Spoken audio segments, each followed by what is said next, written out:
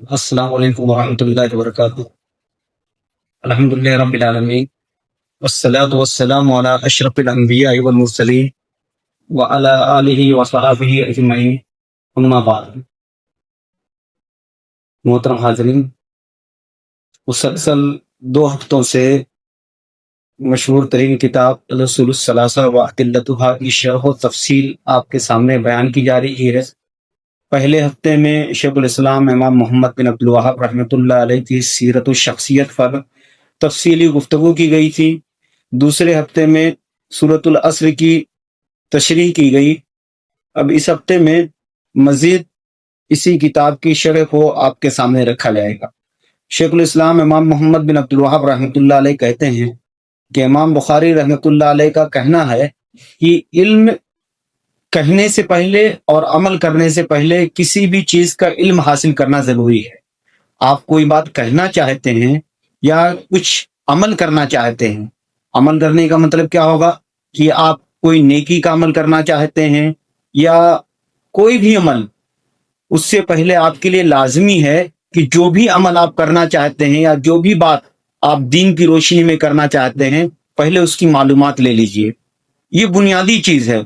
اور اس کی دلیل کیا ہے؟ اس کی دلیل فَعْلَمْ أَنَّهُ لَا إِلَهَ إِلَّا اللَّهُ وَاسْتَغْفِرْ لِذَنْبِكَ، جان لیجئے کہ اللہ کے علاوہ کوئی معبود نہیں اور اپنے گناہوں کی بخشش طلب کیجئے۔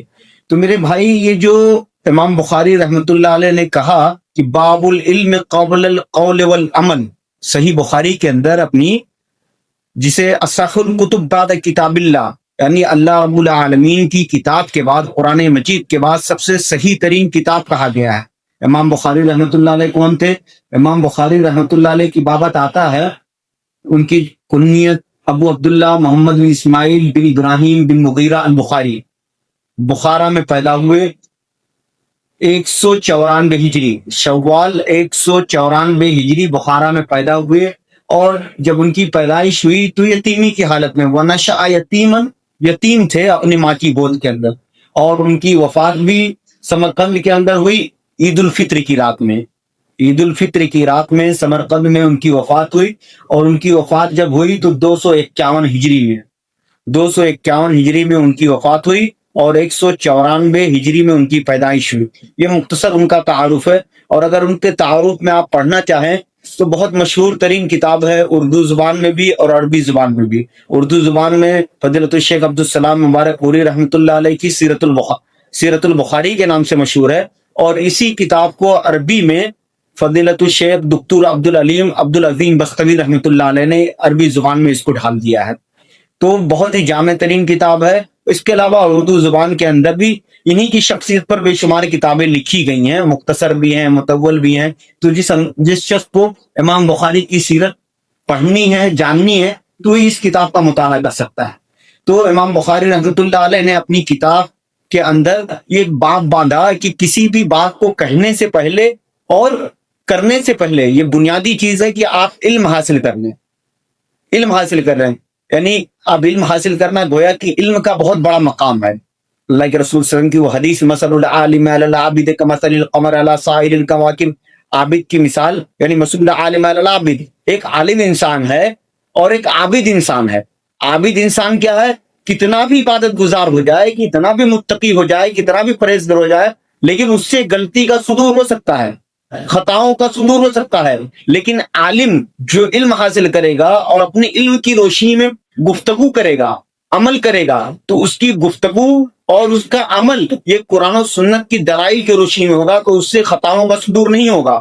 لہذا ایک عابد انسان کو اللہ رب العالمین نے عالم سے فضیلت نہیں دی ہے، بلکہ عالم کو عابد پر فضیلت دی ہے۔ آپ تہجد کا اہتمام کرتے ہیں، نوافل کا اہتمام کرتے ہیں، صدقات و خیرات کا اہتمام کرتے ہیں، اور کہیں صفوں میں حاضری دیتے ہیں، آپ قرآن مجید کی تلاوت کرتے ہیں، لیکن اللہ کے رسول صلی اللہ علیہ وسلم کی حدیث جس میں رسول کریم صلی اللہ علیہ وسلم نے بیان فرمایا کہ تم دیکھو گے کچھ لوگ ایسے ہوں گے جو قرآن مجید تلاوت کریں گے، ان کی تلاوتوں کے سامنے، ان کے ذکر و اذکار کے سامنے، ان کی عبادتوں کے سامنے تمہاری عبادت بہت ہلکی پھلکی معلوم ہوگی، لیکن یمرقون من الدین کما یمرق السهم من الرمیہ، وہ دین سے ایسے ہی نکل جائیں گے جیسے تیر کمان سے نکل جاتا ہے۔ تو کسی انسان کو اس بات کی بنیاد پر فضیلت نہیں دی جائے گی کہ وہ بہت بڑا عابد ہے.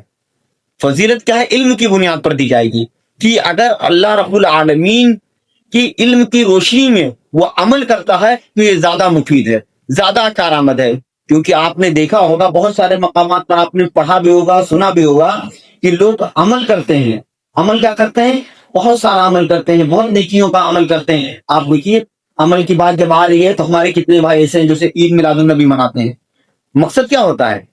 مقصد تو نیکی ہوتی ہے نا، مقصد نیکی ہوتی ہے. لیکن کتنے ایسے لوگ ہیں جو نیکی حاصل کرنا چاہتے ہیں لیکن جب صحیح راستے پر نہیں چلیں گے، کتاب و سنت کے راستے پر نہیں چلیں گے تو نیکی نہیں حاصل کر سکتے ہیں، وہ اپنے لیے گمراہی حاصل کریں گے. جیسے کہ رسول کریم علیہ الصلوۃ والسلام کی وہ حدیث جس کے راوی عبداللہ ابن مسعود ہیں، ابو موسیٰ اشعری اور عبداللہ ابن مسعود کا مشہور واقعہ کہ مسجد نبوی کے اندر ابو موسیٰ اشعری نے دیکھا کہ کچھ لوگ حلقے بنائے ہوئے بیٹھے ہیں، ایسے جیسے ہم لوگ بیٹھے ہوئے ہیں تو کچھ لوگ حلقے بنائے ہوئے بیٹھے ہیں. ایک آدمی کہہ رہا ہے تکبیروا میتن، ایک آدمی کہہ رہا ہے حللوا میتن، ایک آدمی کہہ رہا ہے سبحوا میتن، لا الہ الا اللہ 100 مرتبہ کہو، سبحان اللہ 100 مرتبہ کہو، اللہ اکبر 100 مرتبہ کہو. ابو موسیٰ اشعری نے جب یہ دیکھا تو فوراً وہاں سے نکلے، عبداللہ ابن مسعود کے گھر پہ پہنچے. عبداللہ ابن مسعود کے گھر کے باہر کچھ لوگ کھڑے ہیں، کچھ لوگ کھڑے ہیں. اس لیے کھڑے ہیں، آپ سوچئے کہ عبداللہ ابن مسعود کے گھر کے باہر کچھ لوگ اس لیے کھڑے ہیں کہ عبداللہ ابن مسعود گھر سے باہر نکلے اور مسجد کا راستہ اور ان کے گھر کا راستہ جو فاصلہ ہے وہ ان سے علم حاصل کرتے جائیں.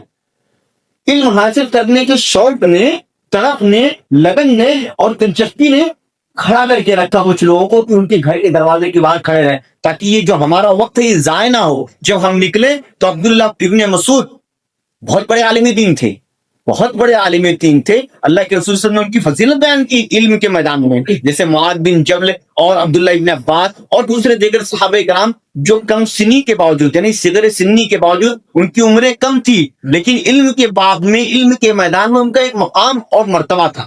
تو اسی وجہ سے اللہ کے رسول صلی اللہ علیہ وسلم ان اصحاب کو اپنے سے قریب رکھا کرتے تھے، اپنے سے قریب بٹھایا کرتے تھے. تو جب دیکھا ابو موسیٰ اشعری رضی اللہ عنہ نے کہ مسجد نبوی میں کچھ لوگ حلقے بنائے ہوئے بیٹھے ہیں، ان کے ہاتھوں میں تنتریاں ہیں اور ایک دوسرے کو لا الہ الا اللہ، اللہ اکبر، سبحان اللہ کی تلقین کر رہے ہیں، تو انہوں نے کوئی جواب نہیں دیا، کچھ بھی نہیں سوال کیا، نہ جواب دیا، نہ انہیں تنبیہ کی، نہ انہیں تحذیر کی، نہ انہیں آگاہ کیا، نہ انہیں روکا. فوراً چلے گئے عبداللہ ابن مسعود کے بعد. عبداللہ ابن مسعود کے بعد جب پہنچتے ہیں دیکھتے ہیں کہ عبداللہ ابن مسعود ابھی گھر سے نہیں نکلے. جب وہ گھر سے نکلتے ہیں تو عبداللہ ابن مسعود سے پورا ماجرا بیان کرتے ہیں کہ میں نے مسجد نبوی میں ایسا ایسا میں نے دیکھا ہے. تو عبداللہ ابن مسعود کہتے ہیں کہ تم نے ان سے کیا کہا، تم نے ان سے کیا کہا؟ انہوں نے کہا کہ میں نے آپ کے جواب کا انتظار کیا کہ آپ کا کیا رائے اس مسئلے کے اندر، اس طرح کی چیزیں جو کیا رائے ہے. تو عبداللہ ابن مسعود نے کہا کہ تم نے ان سے کیوں نہیں کہا کہ تم اپنے گناہوں کو شمار کرو، یہ جو تم عمل کر رہے ہو یہ مقصد تمہارا کیا، نیکی حاصل کرنا ہے، لیکن اس سے تم کو نیکی نہیں ملے گی، اس سے تم کو گناہ ملے گا. جس طرح کی اور بدعات نیکیاں سمجھ کر کی جاتی ہیں، اسی وجہ سے شاید سفیان ثوری کا قول ہے البدعۃ احب الی ابلیس من المعصیہ، یا امام مالک رحمۃ اللہ علیہ کا قول ہے کہ البدعۃ الی ابلیس من المعصیہ فان المعصیہ یتاب منها. بدعت کیا ہے؟ یہ شیطان کے نزدیک زیادہ محبوب ہے. بدعت شیطان کے نزدیک زیادہ محبوب ہے کیونکہ بدعت سے انسان توبہ نہیں کرتا ہے. معصیت، گناہ سے انسان توبہ کر لیتا ہے کہ انسان سے ابھی کچھ بھی کوئی غلطی ہو گئی، اسے لگا کہ میں نے گناہ کیا ہے، وہ اللہ سے مغفرت مانگے گا، توبہ کرے گا، استغفار کرے گا. لیکن بدعت وہ نیکی سمجھ کر کرتا ہے، نیکی سمجھ کر کرتا ہے. جو انسان کسی عمل کو نیکی سمجھ کر کرے گا اس سے جلدی توبہ نہیں کرتا ہے. تو اسی وجہ سے بدعت شیطان کے نزدیک زیادہ محبوب ہے. تو عبداللہ ابن مسعود نے کہا کہ تم نے ان سے کیوں نہیں کہا کہ تم اپنے گناہوں کو شمار کرو. جب عبداللہ ابن مسعود مسجد نبوی میں پہنچتے ہیں ان سے پوچھتے ہیں کہ تم کیا کر رہے ہو، وہ لوگ کہتے ہیں ما اردنا الا الخیر، ہمارا مقصد کیا ہے، ثواب کمانا ہے، نیکی حاصل کرنا ہے. عبداللہ ابن مسعود نے کہا کم من مرید للخیر لن یصیبو، کتنے ایسے لوگ ہیں جو ثواب حاصل کرنا چاہتے ہیں، نیکی کمانا چاہتے ہیں لیکن وہ نیکیاں حاصل نہیں کر سکتے. اور پھر اس کے بعد عبداللہ ابن مسعود نے کہا کہ میری امت کے لوگوں، یا ویحک امت محمد، اے امت محمدیہ کے لوگوں تم پر افسوس ہے، ما اسرا ہلاکتکم، کتنی جلدی تم نے موت کو دعوت دے دی، اپنی تباہی کو کتنی جلدی تم نے دعوت دے دی.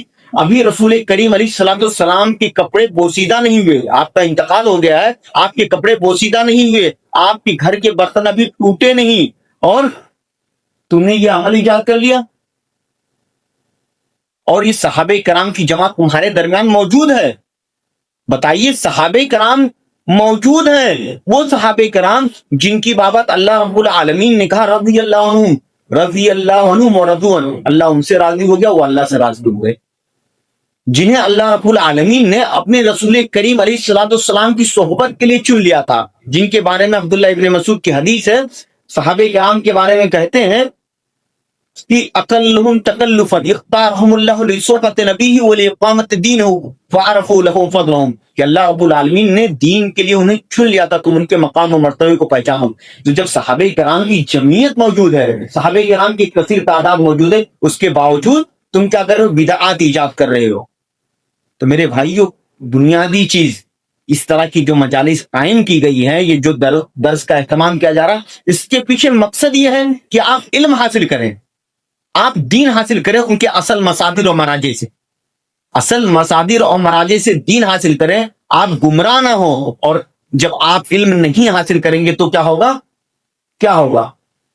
آپ دینداری کی بنیاد پر، ہمارے سماج میں ہم دیکھتے ہیں کہ کچھ لوگ ایسے ہیں جن کا پیر ٹکنے سے اوپر ہو گیا، داڑیاں بڑی ہو گئی، چند علماء سے ان کے تعلقات مضبوط ہو گئے، اور پہلی صفوں میں وہ حاضری دینے لگے، تو لوگ سوچتے ہیں کہ یہ بھی بڑا دیندار ہے، علماء سے جڑا ہوا ہے، لائے اس سے ہم مفتی بنا دیں، مفتی بنا دے۔ سوالات کرنا شروع کر دیتے ہیں، سوالات کرنا شروع کر دیتے ہیں۔ شارحین نے یہ جو میں نے گفتگو، اس ضمن میں جو میں گفتگو کر رہا ہوں، یہ گفتگو اسی بنیاد پر ہے کہ علم حاصل اگر آپ نہیں کریں گے، علم حاصل نہیں کریں گے تو فَسُئِلُوا فَأَفْتَوْا بِغَيْرِ عِلْمٍ فَضَلُّوا وَأَضَلُّوا، لوگوں سے سوال کیا جائے گا، خود بھی گمراہ ہوں گے اور لوگوں کو، دوسروں کو بھی گمراہ کریں گے۔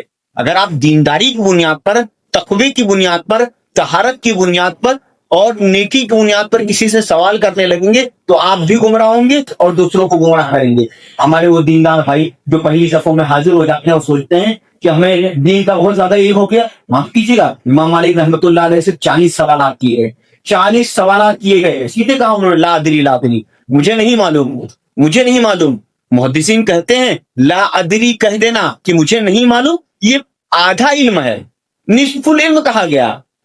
بڑے بڑے محدثین، کبار صحابہ، بڑے بڑے صحابہ، جب ان سے سوال کیا جاتا تھا تو فلاں صحابی سے جا کے دریافت کر لیجیے، فلاں صحابی سے جا کے پوچھ لیجیے۔ آج ہمارے اندر جرات پیدا ہو گئی ہے، کوئی بھی سوال کرتا ہے ہم فوراً جواب دیتے ہیں، معاف کیجیے گا، یہ کوئی اچھا رجحان نہیں ہے۔ اور ایک بات اور میں کہتا چلوں کہ کوئی انسان کسی عالم سے سوال کرے، وہ عالم کہہ دے کہ مجھے نہیں معلوم، تو آپ اس کو برا مت سمجھیں، برا مت سمجھیں، یہ ایک تقوی کی علامت ہو۔ اپنے سے کسی بڑے عالم کی طرف اس میں موت نہیں کہ آپ والا عالم سے دریافت کر لیں۔ اسی طرح بڑے بڑے محدثین، بڑے بڑے صحابہ کہتے تھے کہ فلاں صحابی سے جا کے دریافت کر لیجیے، فلاں صحابی سے جا کے استفسار کر لیجیے۔ تو یہ علماء کا وتیرہ رہا ہے، صحابہ کا طرز رہا ہے، یہ کوئی معیوب چیز نہیں ہے۔ اور جس طرح آج بڑی جرات کے ساتھ، بڑی بے باکی کے ساتھ کہیں ہوٹل پہ بیٹھے ہیں، کہیں کاروبار پر مشغول ہے، کوئی دینی مسئلہ آیا فوراً ہر کوئی مفتی بننا چاہو جاتا ہے۔ تو میرے بھائی، امام بخاری رحمۃ اللہ علیہ نے اپنی کتاب کے اندر جو یہ باب آنا ہے، یہ بنیادی چیز کیا کہا؟ کیونکہ عمل جب تک وہ علم کی بنیاد پر نہ ہو، عمل جب تک وہ علم کی بنیاد پر نہ ہو، تب تک وہ فائدے مند نہیں ہوتا ہے۔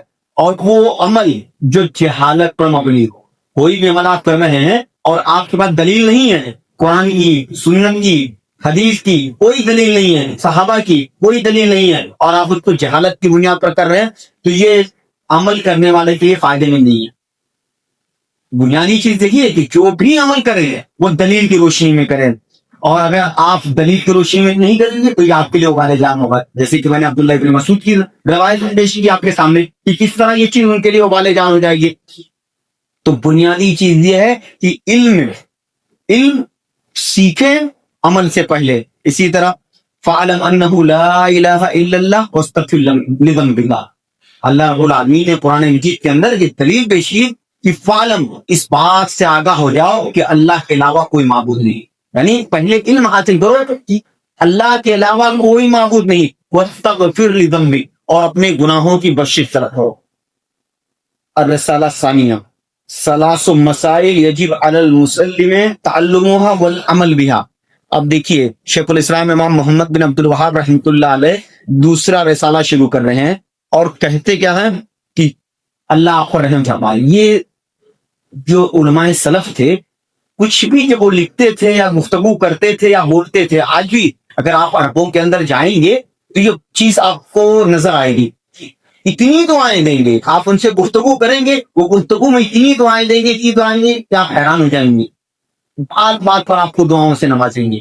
तो उलमाए सलफ का ये वतीरा था कि अल्लाह आप पर रहम फरमाए, अल्लाह आप पर रहम फरमाए कि हर मुसलमान मर्द हो और मुसलमान औरत पर वाजिब है तीन चीजों का जान लेना, यानी तीन चीजों की वाकफियत, तीन चीजों की मालूमात हर मुसलमान मर्द, चाहे मुसलमान मर्द हो चाहे औरत हो, हर किसी के लिए ये वाजिब है कि वो तीन चीजों को जाने और उस पर अमल करें। ये बुनियादी चीज है। शेख सालेह फौजान हफिज़ुल्लाह कहते हैं, शेख सालेह फौजान हफिज़ुल्लाह, उन्होंने इस किताब की शरह की है उसूल सलासा की, तो वो क्या कहते हैं कि ये रहीमकल्लाह जो कहा अल्लाह आप पर रहम फरमाए, ये अल्लाह यानी ये रहमत की दुआ की जा रही है, आपके लिए रहमत की दुआ की जा रही है। और एक मुअल्लिम जो उस्ताद होता है उसके लिए मुनासिब ये है कि जो उसके सामने शागिर्द हों, तलबा बैठे हों, जो उससे इल्म हासिल कर रहे हैं, उनके साथ शफकत का मामला करते हुए उनके लिए दुआएं करें, खैर की दुआएं करें। आप देखिए, आपने वो हदीस सुनी होगी बारहा, हदीस जिब्रील कि जब जिब्रील अमीन आते हैं रसूल करीम अलैहिस्सलाम के पास, इंतहाई सफेद लिबास में आते हैं, इंतहाई सफेद लिबास में आते हैं। सब लोग हैरान हैं, परेशान है कि ये इंसान जो आया है मक्का का बाशिंदा नहीं लग रहा है और कोई उसे जानता भी नहीं है। रसूल करीम अलैहिस्सलाम के पास आते हैं, घुटना उसे घुटना लगाकर बैठ जाते हैं, सवाल जवाब करते हैं। तो एक तालिब इल्म को एक उस्ताद के सामने कितने अदब के साथ, कितने एहतमाम के साथ, कितने वक़ार के साथ होना चाहिए, उस हदीस के अंदर पैगाम दिया गया है। वो हदीस जिब्रील, उस हदीस की तशरीह मुतअद्दिद उलमा ने की है, बहुत मशहूर हदीस है। उस हदीस को भी पढ़ना चाहिए कि इल्म हासिल करने के लिए क्या तरीका अपनाया जाए, इल्म हासिल करने के लिए क्या तरीका अपनाया जाए। तो इस हदीस के यानी इस दुआया कलमे पर इमाम सालेह फौजान हफिज़ुल्लाह कहते हैं कि अन्नल मुअल्लिम यंबगी अन यतलत्तफ मअल मुतअल्लिम, मुतअल्लिम यानी जो उनके सामने तलबा बैठे हुए सीखने वाले हैं, उनके साथ शफकत का बर्ताव करे, व अन यदुआ लहु व यरगबहु, उनके लिए दुआ करे और उनके अंदर दिलचस्पी पैदा करे। फ़इन्न हाज़ा मिन आदम वसाइल तालीम वला यंबगी लहु अन युक़ाबिल अल मुतअल्लिम बिल क़िस्वा व शिद्दा वल ग़िद्दा, और किसी तरह से उस्ताद के लिए मुनासिब नहीं है, उस्ताद के लिए ये मुनासिब नहीं कि सख्ती का मामला करे, हाँ सख्ती के साथ पेश आए, इसी तरह सख्त कलामी करे, गलत अल्फाज का इस्तेमाल करे। सबसे बेहतर चीज है कि प्यार और मोहब्बत से बर्ताव करे। आप देखिए अल्लाह के रसूल सल्लल्लाहु अलैहि वसल्लम के बारे में कुरान मजीद के अंदर क्या इरशाद हुआ, फबिमा रहमतिन मिनल्लाहि लिंता लहुम वलौ कुंत फज़्ज़न ग़लीज़ल क़ल्बि लंफ़द्दू मिन हवलिक। या अल्लाह रब्बुल आलमीन की रहमत है, अल्लाह रब्बुल आलमीन की मेहरबानी है, शफ़क़त है कि अल्लाह रब्बुल आलमीन ने आपको इंतहाई नरम दिल बनाया, लिंता लहुम, इंतहाई नरम दिल बनाया, वलौ कुंत फज़्ज़न ग़लीज़ल क़ल्ब, अगर आपको सख्त दिल बनाता, फज़्ज़न ग़लीज़ल क़ल्ब यानी जुबान का फहिशगो बनाता, ग़लीज़ल क़ल्ब सख्त दिल बनाता, तो ये सहाबे किराम जो आपके पास हमा वक्त बैठे रहते हैं, इल्म हासिल करते रहते हैं, ये कोई भी आपके पास मौजूद नहीं रहता। और बताइए सहाबे किराम के इल्म का शौक जो था, जो सहाबे किराम मौजूद नहीं रहते थे, वो अपनी जगह किसी और सहाबा को मुतय्यन कर देते थे कि आप अल्लाह के रसूल के पास मौजूद रहिएगा, रसूल करीम से जो तालीम आप हासिल कर रहे हैं उस तालीम को क्या कीजिएगा, हमें आगाह कीजिएगा जब हम आपके पास खरीदेंगे। तो मेरे भाई, ये जो शेखुल इस्लाम कहते हैं कि अल्लाह रब्बुल आलमीन आप पर रहेगा फरमाए, ये दुआया कलमा है, दुआया कलमा है। हमेशा दुआ करते रहना चाहिए अपने शागिर्दों के साथ, अपने तलबा के साथ, उनके लिए खैर की दुआ करनी चाहिए, भलाई की दुआ करनी चाहिए। तो शेखुल इस्लाम अब जिक्र करें कि किसी भी मुसलमान मर्द के लिए औरत के लिए जायज नहीं है कि वो तीन चीजों का इल्म हासिल करे, तीन चीजों का बुनियादी इल्म हासिल करना जरूरी है। और जब इल्म हासिल हो जाए तो उस पर अमल करना भी जरूरी है। वो तीन चीजें क्या है, अब यहां पर शरय के अंदर वजूद जो कहा गया है कि वाजिब है, اب اگر واجب ہے تو کہتے ہیں الوجوب معروف عند الاصولی، اصول فقہ کی زبان میں کیا کہا گیا ہے کہ واجب کیا ہوا الشیء الذی لا بد منہ، وہ چیز جس کا حاصل کرنا ضروری ہے، یعنی ہر انسان کو اس کا علم حاصل کرنا ضروری ہے۔ اور اصولی اہل علم نے کیا بیان کیا بِأَنَّهُ مَا يُصَابُ فَاعِلُهُ وَيُعَاقِبُ تَارِكُهُ۔ سن لیجئے، واجب جب کہا جائے تو اگر اس کا علم حاصل کرے گا تو اسے ثواب ملے گا، اگر اس علم کو حاصل کرتا ہے تو ثواب ملے گا، اور اگر وہ علم حاصل نہیں کرتا ہے تو جو چھوڑ دیتا ہے اسے سزا ملے گی۔ آپ دیکھیے ہم کتنے بڑے گناہ گار ہیں کہ ہم توحید کی تعلیم کو حاصل نہیں کرتے، عقیدے کی تعلیم کو حاصل نہیں کرتے۔ نہ حاصل کرنا ہم گناہ کے زمرے میں ہوں گے، ہم گناہ گار ہیں۔ اگر ہم حاصل کر رہے ہیں تو ہم اللہ رب العالمین ہمیں ثواب دے رہا ہے۔ تو واجب کی جو شرح کی ہوئے اصول اہل علم نے، یعنی اصول علم اسے کیا کہا جاتا ہے اصول علم، اصول فقہ کی کتاب۔ اس طرح یہ اصولی علم جو کہا گیا ہے یہ بہت بنیادی چیز ہے، اور اصولی طور سے جو تعریف کی گئی ہے کہ واجب کا معنی یہ ہے کہ جو حاصل کرے گا اسے ثواب دیا جائے گا، جو حاصل نہیں کرے گا اسے گناہ دیا جائے گا، وہ گناہ گار ہوگا۔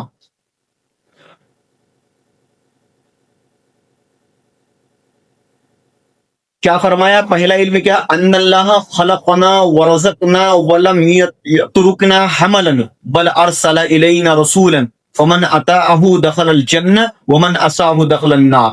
پہلی علم چیز کیا ہے کہ اللہ رب العالمین نے ہمیں پیدا کیا ہے، اللہ رب العالمین نے ہمیں پیدا کیا ہے اور پیدا کرنے کے ساتھ ساتھ ہمیں روزی دی ہے۔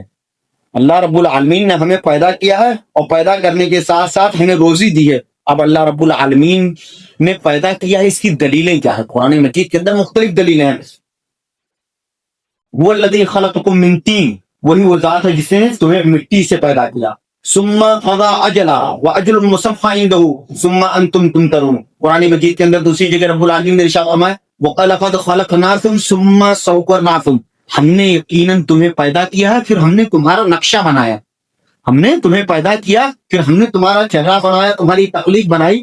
پھر قرآن مجید کے اندر اللہ رب العالمین نے ارشاد فرمایا وَلَقَدْ خَلَقْنَا الْإِنسَانَ مِنْ صَلْصَالٍ مِنْ حَمَإٍ مَسْنُونٍ۔ اسی طرح دوسری جگہ ارشاد فرمایا وَمِنْ آیَاتِهِ أَنْ خَلَقَكُم مِّن تُرَابٍ ثُمَّ إِذَا أَنْتُمْ بَشَرٌ تَنْتَشِرُونَ۔ اللہ رب العالمین کی نشانیوں میں سے یہ ہے کہ اس نے تم کو مٹی سے پیدا کیا۔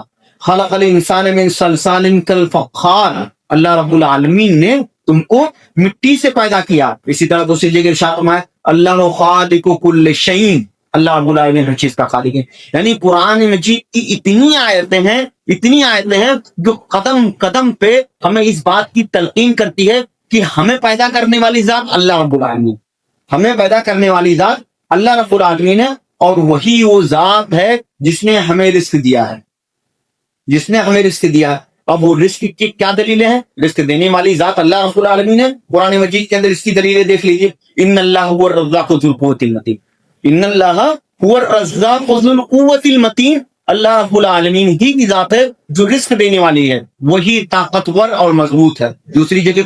دوسری جگہ اللہ رب العالمین نے ارشاد فرمایا قل من یرزقکم من السماء والارض امن یملک السمع والابصار، کون ہے جو تمہیں آسمان اور زمین کے اندر روزی دیتا ہے۔ آپ دیکھیے یہ عقیدہ کفار و مشرکین کے اندر یہ تھا کہ کفار و مشرکین کیا کہتے تھے؟ پیدا کرنے والا اللہ۔ کفار یہ کہتے تھے، کفار اس بات کا اعتراف کرتے تھے خالق اللہ ہے، مالک اللہ ہے، روزی دینے والا اللہ ہے۔ قل من یرزقکم من السماء والارض، اے نبی کہہ دیجیے کون تم کو روزی دیتا ہے آسمان اور زمین کے اندر؟ کون تمہاری کانوں کا، تمہاری نگاہوں کا مالک ہے؟ کون تمہیں زندہ کرتا ہے؟ کون تمہیں مردہ کرتا ہے؟ سیدھے وہ کہیں گے فسیقولون اللہ، سب کے بارے میں کہیں گے کہ اللہ رب العالمین ہے، اللہ رب العالمین ہے۔ یعنی کفار بھی اس بات پہ یقین رکھتے تھے کہ اللہ پیدا کرنے والا ہے اور اللہ روزی دینے والا ہے۔ اب آگے اس کی تفصیل آئے گی کہ کفار اور مشرکین کے اس عقیدے کے باوجود انہیں کیوں جہنم میں داخل کیا جائے گا؟ تو آگے کیا فرمایا ان اللہ خلقنا ورزقنا ولم یترکنا۔ یہ اس طرح کی جو آیتیں ہیں یعنی تخلیق کے معنی میں، رزق کے معاملے میں بہت ساری آیتیں ہیں، بہت ساری آیتیں ہیں۔ یہ ایک آیت اور آئی ہے افرأیتم ما تحرثون اانتم تزرعون ام نحن الزارعون لو نشاء لجعلناه حطاما فظلتم تفقهون۔ اسی طرح افحسبتم انما خلقناکم عبثا وانکم الینا لا ترجعون، کیا تم نے یہ سوچ کے رکھا ہے کہ ہم نے تمہیں بیکار پیدا کیا ہے؟ ہم نے تمہیں پیدا کیا ہے، مقصد کیا ہے؟ کچھ مقصد ہوگا نا، ہم نے تو بیکار نہیں پیدا کیا، اور یقیناً تم ہماری طرف لوٹ کر آؤ گے۔ فتعال اللہ الملک الحق لا الہ الا ہوا، اللہ رب العالمین کی ذات بلند ہے، اس کے علاوہ کوئی معبود نہیں۔ اسی طرح دوسری آیت کے اندر ارشاد ہوا ایحسب الانسان ان یترک سدی، کیا انسان یہ گمان رکھتا ہے کہ اسے بیکار چھوڑ دیا گیا ہے؟ الم یکن نطفۃ من منی یمنی ثم کان علقۃ فخلق فسوی، یعنی اس طرح کی بے شمار آیتیں ہیں جو اس بات کی طرف ہمیں متنبع کرتی ہے کہ اللہ ہی کی ذات ہے جس نے ہمیں پیدا کیا ہے، اور ہمارے تخلیق کے پیچھے، ہماری پیدائش کے پیچھے ایک مقصد ہے۔ کیا فرمایا؟ وَلَمْ يَتْرُكْنَا حَمَلًا، اللہ رب العالمین نے ہمیں بلا وجہ نہیں پیدا کیا اور ہمیں یوں ہی نہیں چھوڑ دیا۔ بل ارسل الینا رسولا، اللہ رب العالمین نے ہماری طرف رسول بھیجا، اور رسول بھیجنے کے ساتھ ساتھ فمن اطاعہ دخل الجنہ، جس نے رسول کی اطاعت کی وہ جنت میں داخل ہو گیا، اور جس نے رسول کی نافرمانی کی وہ جہنم میں داخل ہو گیا۔ قرآن مجید کے اندر اللہ رب العالمین کا ارشاد ہے انا ارسلنا الیکم رسولا شاہدا علیکم کما ارسلنا الی فرعون رسولا فعصى فرعون الرسول فاخذناه اخذا وبیلا، ہم نے تمہاری طرف ایک رسول بھیجا جو تم پر گواہ بنا کر بھیجا، کما ارسلنا الی فرعون رسولا، جیسے کہ ہم نے فرعون کی طرف حضرت موسیٰ علیہ السلام کو بھیجا تھا۔ فعصى فرعون الرسول، تو فرعون نے رسول کا انکار کیا، یعنی جب فرعون کے پاس حضرت موسیٰ علیہ السلام بھیجے گئے اور حضرت موسیٰ اور حضرت ان کے بھائی ہارون علیہ السلام گئے، اللہ رب العالمین نے کہا اذهبا الى فرعون فانه طغى وقولا له قولا لینا لعله يتذکر ويخشى، جاؤ تم دونوں حضرت فرعون کے پاس جاؤ، حضرت موسیٰ علیہ السلام سے کہا جا رہا ہے، حضرت ہارون سے کہا جا رہا ہے۔ حضرت موسیٰ علیہ السلام کی زبان میں کچھ لکنت تھی، تو حضرت موسیٰ علیہ السلام نے کہا کہ میرے بھائی کو میرے ساتھ کر دیجئے معاون بنا کر، تو جب رب العالمین نے ان کا معاون بنا دیا تو بھیجا گیا فرعون کے پاس، اور کیا کہا اذهبا الى فرعون، فرعون کے پاس جاؤ وقولا له قولا لینا۔ دیکھیے اللہ رب العالمین دونوں کو کیا کہہ رہے ہیں، موسیٰ کو اور ہارون کو، کس بات کی تلقین کریں؟ وقولا له قولا لینا، تم ان دونوں سے گفتگو کرو، بات چیت کرو نرمی کے ساتھ۔ نرمی کے ساتھ ایک دائی، ایک دعوت دینے والا، ایک پیغمبر، ایک میسج دینے والا، ایک پیغام پہنچانے والا، اس کا اصول یہ ہونا چاہیے، اس کا ضابطہ یہ ہونا چاہیے کہ وہ انتہائی حکمت کے ساتھ، انتہائی دور اندیشی کے ساتھ، انتہائی بصارت کے ساتھ دعوت کا کام کرے۔ قرآن مجید کی مختلف آیتیں ہیں ادعو الی سبیل ربک بالحکمت والموعظۃ الحسنہ وجادلہم باللتی ہی احسن، کہ اپنے رب کی طرف بلاؤ، ادعو الی سبیل ربک بالحکمہ، حکمت کے ساتھ بلاؤ۔ حکمت کے ساتھ آپ جس ماحول میں رہتے ہیں، جس معاشرے میں رہتے ہیں، اس معاشرے کے اندر آپ کے ساتھ اگر آپ کا کوئی بدعتی بھائی ہے، آپ اس کے ساتھ اٹھتے ہیں بیٹھتے ہیں اور آپ کے ساتھ اس سے اچھے تعلقات ہیں، لین دین ہے، کاروباری ہے، تجارت، تو آپ اسے یہ مت کہیے قبر پجوا، ٹھیک ہے وہ قبر کا پجاری ہے، قبر کا پجاری ہے، لیکن آپ حکمت کے ساتھ اسے اپنی طرف موڑیے، سمجھائیے حکمت کے ساتھ۔ میرے بھائی، جس انسان کو آپ پکارتے ہو، جس کی قبر پہ جا کے آپ سجدہ ریز ہوتے ہو، حضرت ابراہیم کی سیرت پڑھو نا، دیکھو حضرت ابراہیم علیہ السلام کی سیرت کے اندر کیا ہے۔ وہ اپنے والد کو جب دیکھا انہوں نے کہ میرے والد خود بتوں کو بنا رہے ہیں، مجسمے بنا رہے ہیں اور ان کی عبادت کر رہے ہیں، تو آپ حکمت کے ساتھ سمجھائیے، بتائیے کہ کیا فائدہ ہونے والا ہے، کیا نقصان ہونے والا ہے، انہیں عقلی انداز میں، نقلی انداز میں، ایک طرف جہاں عقل کے ذریعے، دور اندیشی کے ذریعے، وہیں قرآن حدیث کے دلائل کے ذریعے دونوں سمجھائیے کہ جو آپ عبادت کرتے ہیں یہ غلط ہے۔ تو یہی اسی وجہ سے قرآن مجید کے اندر کہا گیا ادعو الی سبیل ربک بالحکمہ والموعظۃ الحسنہ، اور اچھے سے نصیحت کیجیے۔ ہمارے بہت سارے بھائیوں کو میں دیکھتا ہوں کہ کاروباری لوگ ہیں اور دیوبندی بریلوی سے ان کے تعلقات ہیں، تو وہ کیا کہتے ہیں قبر پجوا، یہ غلط چیز ہے، یہ حکمت کا تقاضا نہیں ہے، یہ دراندیشی کا تقاضا نہیں ہے، یہ آپ متنفر کر رہے ہیں۔ اپنے بھائی کو جس کی آپ اصلاح کرنی چاہیے اور آپ کے اندر یہ درد ہونا چاہیے، یہ تڑپ ہونی چاہیے کہ میں تو توحید پر قائم ہوں, میں تو اللہ کے معرفت کو سمجھ رہا ہوں, توحید کے مقام کو سمجھ رہا ہوں. میرا وہ بھائی نہیں سمجھ پا رہا ہے, اس کے ذہن و دماغ میں نہیں داخل ہو پا رہا ہے کہ اللہ کا مقام کیا, اللہ کا مرتبہ کیا ہے. تو آپ کے سامنے اللہ کے رسول صلی اللہ علیہ وسلم کی سیرت کا باب ہونا چاہیے, جو اللہ رب العالمین نے قرآن مجید کے اندر ارشاد فرمایا فَلَعَلَّكَ بَاخِعٌ نَفْسَكَ عَلَىٰ آثَارِهِمْ إِن لَّمْ يُؤْمِنُوا بِهَٰذَا الْحَدِيثِ أَسَفًا. ایسا لگ رہا ہے اے رسول, اللہ نے رسول کو مخاطب کیا کہ اے رسول, ایسا لگ رہا ہے کہ اگر آپ کی یہ قوم ایمان نہ لائی تو آپ اپنے آپ کو ان کے پیچھے پڑ کر خود تباہ ہو جائیں گے. یعنی خود اتنا حیران و پریشان آپ نظر آ رہے ہیں کہ اپنے آپ کو ہلاک کر ڈالیں گے. آپ دیکھیے وہی ماجرا جب طائف کا پیش آیا, طائف کے موقع پر جب اللہ کے رسول صلی اللہ علیہ وسلم گئے, آسمان سے حضرت جبریل امین آتے ہیں, کہتے ہیں کہ پہاڑوں کا فرشتہ آیا ہے, پہاڑوں کا فرشتہ آیا. پہاڑوں کا فرشتہ کہتا ہے یہ رسول اگر آپ مجھے حکم دیں تو میں دونوں پہاڑوں کے درمیان میں قبیلے ثقیف کو پیس کر رکھوں گا. کیوں کہا؟